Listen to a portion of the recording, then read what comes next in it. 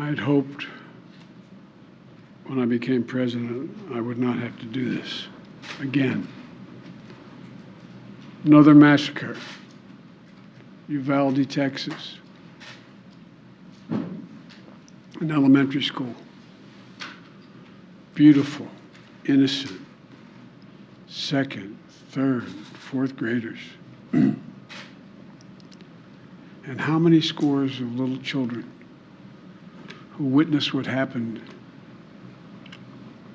see their friends die as if they're on a battlefield, for God's sake.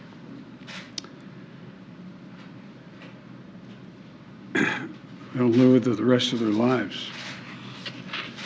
There's a lot we don't know yet. There's a lot we do know. The parents who will never see their child again, never have them jump in bed and cuddle with them. Parents who will never be the same.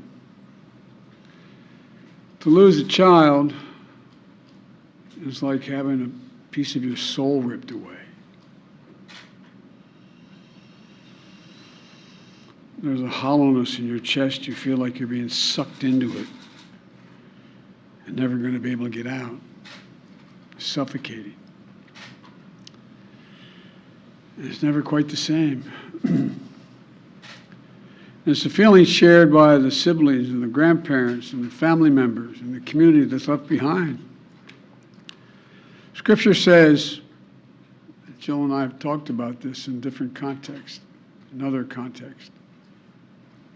The Lord is near to the brokenhearted and saves the crushed in spirit. So many crushed spirits.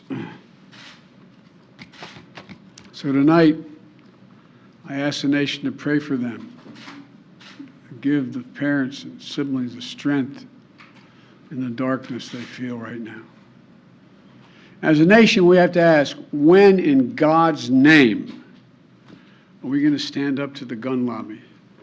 When in God's name we do what we all know in our gut needs to be done?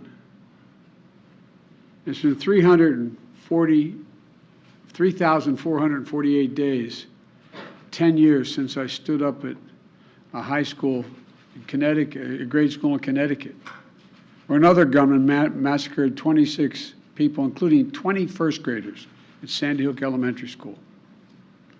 Since then, there have been over 900 incidents of gunfires reported on school grounds.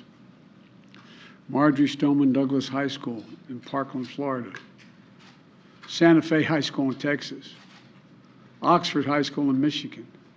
The list goes on, and the list grows when it includes mass shootings at places like movie theaters, houses of worship, as we saw just 10 days ago, the grocery store in Buffalo, New York. I am sick and tired of it.